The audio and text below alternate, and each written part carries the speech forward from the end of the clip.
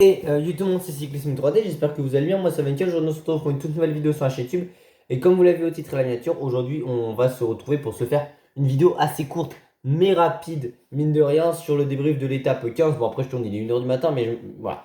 J'aurai pas le temps de la faire demain, donc voilà. Et puis, ça me permettra aussi de parler, par exemple, d'une preview, entre guillemets, de la prochaine semaine. N'hésitez pas à vous abonner, activer la cloche de notification, à liker, partager, commenter. Et je vais venir me rejoindre sur Insta et sur TikTok, c'est Cyclisme 3D, parce que on a fait 5900 vues sur les 28 derniers jours. On a 386 abonnés. Le problème, c'est que, bah, niveau abonnés, c'est simple, hein. Niveau audience, je peux vous le dire maintenant, vu que je suis dans l'analyse YouTube. Autant vous dire que c'est 97,1% des gens qui regardent qui ne sont non abonnés, seulement 2,9% qui sont abonnés. Donc les gars, venez regarder les vidéos, quoi. Enfin, venez vous abonner. En tout cas, ce qui est sûr, c'est que Romain Grégoire a prolongé de 3 ans chez Groupama. On n'a pas de nouvelles ce qui concerne Laurence Pitti et Lenny Martinez. Imaginez, punition que Martinez et Pitti soient sur des grands trucs, du coup ils performent pas et que les équipes ne les veulent plus après. Non, réellement, Martinez, j'aimerais bien qu'il reste. Comme Lenny, comme Pitti. En fait, je voudrais que les trois restent et que tu demandes un rallongement en Groupama ou quoi. Mais après, dans les cracks que tu as fait monter en 2021, en soi, bon, t'as quoi? T'as Thompson, peut-être pas Lenny, qui n'ont pas non plus donné 100% satisfaction. Donc bon. Mais après, c'est dommage quoi. Peut-être qu'il est prolongé aussi Penwet, mais au moins tu aurais dû les mettre sur un contrat de 3 ans ou les prolonger. Et moi, écoutez. C'est comme ça en tout cas. Ce qui est sûr, c'est que on va parler de cette étape 15. Cette étape 15 qui a duré presque 200 km. On a des marques qui sont entrées pour les délais pour une trentaine de secondes. Victoire de Pogacar. Pogacar qui est juste plus fort, très clairement. On a Visma qui a fait une énorme stratégie à rouler toute la journée. Ce qui n'a pas marché pour eux au final.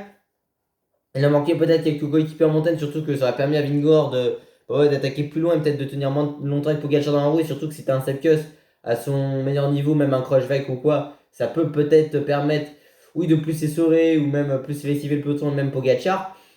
Mais t'es plus fort. Alors, t'as beau mettre des tongs devant sa roue, bah, en attendant, Pogacar est vraiment très en forme. Il a su contrer Vingegaard au meilleur moment. Il a peut-être mis un coup sur le moral parce qu'on le sentait vraiment fatigué, mine de rien, quand on voit les images. Vingegaard. Remco qui est à sa place, hein, un peu moins de 3 minutes, mais qui est vraiment pas mal. Landa, alors, c'est vrai que Landa ne passe pas de relais, même s'il dit que ça lui permet de se calmer et de s'apaiser. Remco d'avoir Landa à ses côtés. Bah, nickel. Le problème, c'est que. Bah, on l'a pas vu passer de relais. J'ai l'impression qu'il est moins coéquipier que lui parce que sinon il se relèverait. Bah, au moins, le fait qu'il soit 5ème au général, s'il y a un problème avec Remco, est-ce qu'il va l'attendre? Il jouera sa place au général. Almeida qui fait quand même 5ème alors qu'on le voit lâcher très très très tôt. Et les yeux font 5 et 6. Mais voilà, Sivakov a été lâché tôt. Polit aussi, on n'a pas vu Wellens rouler quand même. Solé, bah, il a roulé, etc. Mais enfin, non, il n'a pas roulé, il était placé, il était à sa place quoi. Mais voilà, grosse défaillance en ce qui concerne Rodriguez et même Laino. J'étais assez étonné parce qu'à un moment, je regarde et je me pose la question où est Bernal? Mais on n'a pas vu Bernal et en fait, il a fait Gruppetto quoi. Yann Bernal. Voilà, au sommet de Pedro Sourde a été dépassé par David avec Bardet et qui fait 3 deuxième et Lascano qui ont tous explosé honnêtement. Après, ils ont même pas pu prendre l'échappée, même si Bardet a un peu relancé à un moment, j'ai vu ça dans le résumé. Carapaz, mais le nombre de fois il a été à contre-temps, c'est dommage pour Richard Carapaz parce qu'on voit qu'il est en forme, mais il a été tellement à contre-temps durant toute la journée, ce qui gâche sa performance parce qu'il aurait pu être meilleur après. Surtout qu'il a dû utiliser Eli par Elzorm là-dedans. Gal qui fait 10ème, c'est bien pour Félix Gall. Après, voilà, c'est vrai que quand c'est un Français qui serait à la même place que Gall, enfin qui serait genre 9ème du général, on dirait ouais, c'est pas bien, vaut mieux se concentrer sur l'auteur d'état, mais Gall, on dit que c'est bien.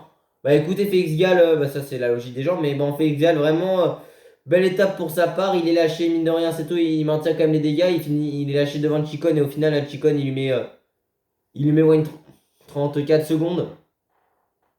Non. Si, voilà, 32 secondes pour être précis, il lui met à Giulio Ciccone. Mais voilà, c'est une belle montée. Johansen qui craque, enfin qui fait quand même une belle montée finalement. De plus, il a essayé d'aider son coéquipier. Mas, on l'avait un peu accéléré.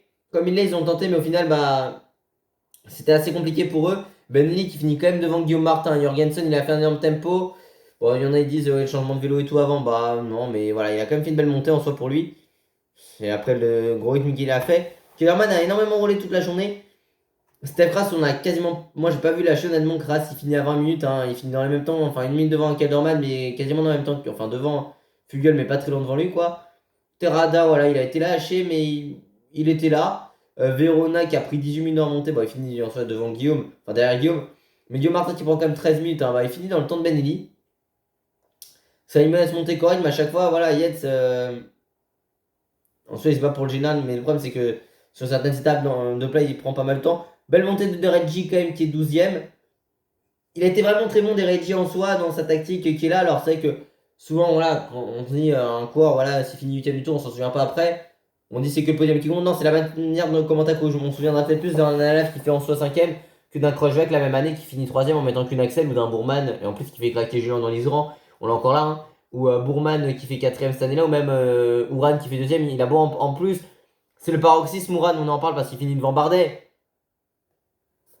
Et à moins d'une minute de Froome à ce moment-là. Mais Ouran, il a pas attaqué. Il gagne une étape au sprint d'un moyen devant Barguil. Où t'as Nicolas G qui annonce à Barguil qu'il gagne pas cette étape. C'est triste en plus à ce moment-là. Mais au final, on s'en souvient quasiment pas. C'est pas même Nibali qui finit 3ème. En 2012, on se souvient surtout des Inos.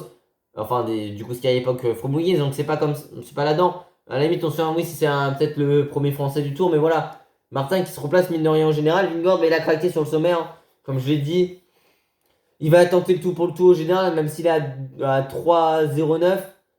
Il va tenter le tout pour le tout. Alors, est-ce que dans la bordure, Pogacar peut se faire piéger? Il y a Super Dévolu qui va être vraiment une grosse montée aussi dans le final. On peut faire des dégâts, il y a des secondes bonus, mais après, est-ce que les échappés iraient pas au bout avec les écarts qui ont été creusés? C'est à voir. Moi, j'aimerais bien voir un Groupama gagner à Super Dévolu. Je pense qu'ils en ont la capacité avec du Pachek, du Lenny, même s'il n'est pas en forme, ou du Val. Romain Grégoire, bon, coup, il sera en équipé, je pense. Même Géniès, tout ça, Rousseau. Ou même David, faudra voir David le maillot à peau, il va être très loin, mais on sait jamais ce qu'il peut tenter. Mais le maillot à peau, là, il n'y a personne qui joue, donc c'est dommage. Avec la domination de Pogacar. Au niveau du général, ben, les Espagnols sont 5 et 6. Hein, comme je dis, ils ont remporté Wimbledon, ils ont remporté le Sail GP en voile. Et l'Euro est en 2 jours, et, enfin dimanche, et au final, ils sont 5 et 6 du tour. Joe Almeida est 4ème, il fait pas de bruit. Est-ce qu'à un moment, il va craquer comme Yates aussi? C'est ça la question. Après, on sait que c'est un moteur hybride et le très gros rythme qu'a imprimé Jorgensen, ça l'a fait craquer, mais il a jamais trop plié des ailes. Et puis Pogacar, oui, il va être en gestion maintenant. S'il y a une opportunité qui sent que Vingord n'est pas bien, même s'il a dit l'effet d'aspiration ne joue pas, donc ouais, dans l'école, limite à ce moment-là. Il pourra, leur problème, c'est qu'il faudra voir si on n'aura pas de chaleur qui va être annoncée. Il y a quand même pas mal de chaleur annoncée sur la France, mine de rien, ces prochains jours. Est-ce que aussi les 2 minutes sur 2 mètres d'altitude sur des cols plus longs, des cols comme ça, des Pyrénées qui sont un peu plus courts, et peut-être bah, en fort pourcentage, c'est combien mieux, bah, le problème, c'est voilà, c'est le recordman, tout simplement pour Gachard de victoire dans les Pyrénées. Avec cette victoire, même Merckx en avait 3 par exemple, enfin 3 c'est déjà énorme hein, sur le tour. Je n'aurai pas le niveau évidemment pour. Mais ouais, Pogacar sur des longs cols comme ça face à Vingegaard, ça a été un peu moins dur pour lui. Enfin, la seule étape, non, mais il a remporté une étape dans les Alpes. Pogacar, si on s'en souvient bien, c'était cette année à Valoir. Bon, il avait fini derrière Tuns, mais s'était échappé en 2021, mais vous avez capté. Romo qui explose totalement, il qui se rapproche comme de Guillaume à 7 minutes de lui de plus, qui est dans le même temps que Guillaume Martin en général. Alors que Martin avait 7 minutes d'avance sur lui, donc attention, enfin ils ont même pas 30 secondes d'écart. Steph Kras, Martin qui a une minute, donc Martin faudrait qu'il gère avec de plus. Mais Steph Kras, il peut peut-être le dépasser une minute devant, et puis 3 minutes devant, il y a Simon Yates. Benelli, bah, il a 9 minutes d'avance, mais est-ce que lui va pas craquer? Jorgensen, s'il sacrifie à fond, il peut exploser aussi.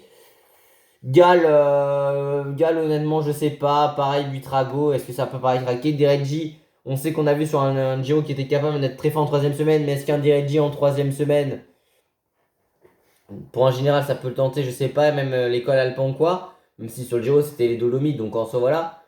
Mais un Giro bah, où la montagne est venue un peu tard en soi, il y en a une en première semaine. Mais sinon, bah, t'en as 3 en 2ème semaine. T'as la victoire de Zana, la victoire. Enfin, le jour où Pinot prend 3 minutes, c'est que c'est la victoire d'Almeida. Bon, le chrono aussi, donc ça fait 4. Et 5, enfin, 4 étapes de montagne, mais du coup 5 avec la victoire de. Je sais même plus, c'est l'étape sur le Giro, c'est. C'est à. Ah, je sais plus, c'est Trecime ouais, Trecime di Lavaredo, mais je sais même plus honnêtement qui avait remporté cette étape, c'est pour vous dire.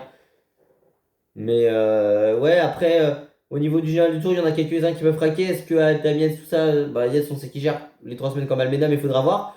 Mais voilà, pour Martin, vous savez que c'est très bien mon point de vue. Pour moi, c'est une honte si on n'a pas transféré dans le top 10 du tour. Mas, son étape a été intéressante avant. Bon, Mighty, pas de chance pour lui, c'est que bah, il a son problème et qu'il a pas de voiture derrière. Même le fait qu'on donne pas de musette à Guillaume. D'ailleurs, les Français, on en a deux dans le top 30, mais on est entre 32e et 36e, c'est que des Français. C'est Gégat, Barguil, Bardem, Magouas et Sivakov. Et on a remis avec 39. Mais côté Ineos, ils ont pris l'eau sur l'étape précédente, à part de plus qui était à l'avant et même Rodriguez qui était dans le dur. IF, on est beaucoup animateurs, mais en soi, au niveau des étapes, on n'en a toujours pas remporté pour le moment. Donc voilà. Mais sinon, voilà, c'était une étape assez plaisante. L'étape Rennes, en tout cas des Pyrénées, oui, parce qu'il faudra quand même surveiller au niveau d'Isola 2000, même sur l'étape de l'arrière-pays niçois qui va être très. Enfin, voilà, c'est une étape que j'ai trouvé assez intéressante au niveau du général. Il y a eu pas forcément de bouleversement, les écarts se sont un peu creusés, mais on a vu qu'on a une bataille derrière les deux principaux coureurs. Est-ce que Pogacar a semé le tour? Non. Il a 3 minutes d'avance, certes. On peut se dire 3 minutes, c'est joué. Non, comme je dis, parce que on a des étapes qui vont être assez importantes, évidemment. L'étape, déjà, on a 5 jours très durs. Barcelonnette, c'est un long final en faux plat avec pas mal de boss. À voir comment ça va se passer avec les favoris, honnêtement. Est-ce qu'on aura des batailles ou une échappée? Est-ce que ça va être la même chose aussi? Pourquoi pas? À super d'évoluer. En plus, il y a des secondes de bonif et c'est un parcours qui est très dur. Une longue portion en faux plat, mais avec 3 cols dans le final. Donc, il faudra voir comment ça va se faire. Et comment ça va se courir aussi, pas se jouer, mais comment ça va se courir.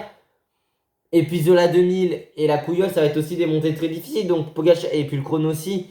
Et puis Vingord, est-ce qu'il va pas s'écrouler en troisième semaine aussi? Il y aura des batailles qui peuvent être intéressantes pour les victoires d'étape évidemment. Le maillot à poids, si les échappés vont au bout, ça peut se resserrer. Même si David par exemple a 30 points et Pogacar en a 76.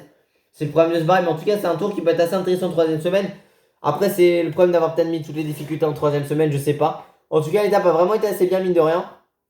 Et puis si on peut se projeter sur cette troisième semaine, le chronomiste peut être vraiment intéressant pour la bataille pour le podium ou quoi. Même si il est dans un no man's land Remco, mais si s'écroule Vingord pour la troisième marche du podium derrière aussi, ça peut être intéressant. Après, on parle dans le domaine du possible si Vingord évidemment craque. Mais les victoires d'étape peuvent être assez intéressantes, super dévolues. Pourquoi pas côté Groupama tenter quelque chose comme à la Couillole. Par exemple, ce sera digne d'une étape de Paris-Nice. Isola 2000, ça va vraiment être intéressant parce qu'on monte sur la route la plus haute d'Europe. Hein. À 2802 mètres la Bonnette. Moi j'ai une carte postage chez mes grands-parents à l'époque, donc je m'en souviens encore de ce col. Mais voilà, vraiment ça va être très bien. Même Nîmes demain on peut avoir des bordures, on peut déjà avoir des changements en général aussi, hein, pourquoi pas, avec des bordures. Et ça peut également être la même chose du côté de Barcelone, du côté des échappés, on peut tenter des trucs, même une victoire d'étape au sprint demain, ça peut vraiment être intéressant. En tout cas, j'espère que cette vidéo assez courte, mine de rien, vous aura plu. Si c'est le cas, n'oubliez pas de vous abonner, d'activer la cloche de notification, liker, partager, commenter, de venir me rejoindre sur Insta et sur TikTok, c'est Cyclisme 3D pour tout bien la prochaine. Ciao ciao.